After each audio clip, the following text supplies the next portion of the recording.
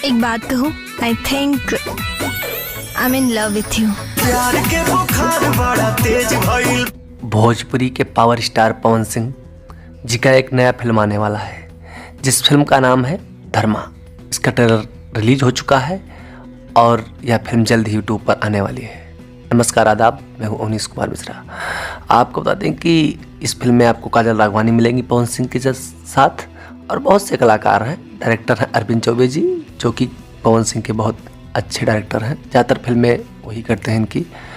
और आपको बता दें कि ये ट्रेलर बहुत धमाकेदार आया था। धर्मा बहुत ही बेहतरीन फिल्म होने वाली है ये। आपको बता दें कि यह जल्द ही यूट्यूब चैनल पर आएगी, बहुत ही जल्दी आएगी। पवन सिंह के फैंस के लिए बहुत बड़ी खबर है। 1 महीने के अंदर ही ये फिल्म यूट्यूब पर आ जाएगी। बहुत धमाकेदार फिल्म होने वाली है पवन सिंह की। इसमें साउथ के एक विलन है, बहुत ज़बरदस्त काम किए हैं वो।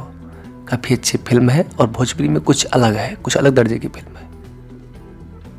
तो अगर आप पवन सिंह के फैन हो तो बस थोड़ा सा इंतज़ार कीजिए और ये फिल्म आपके यूट्यूब पर होगी।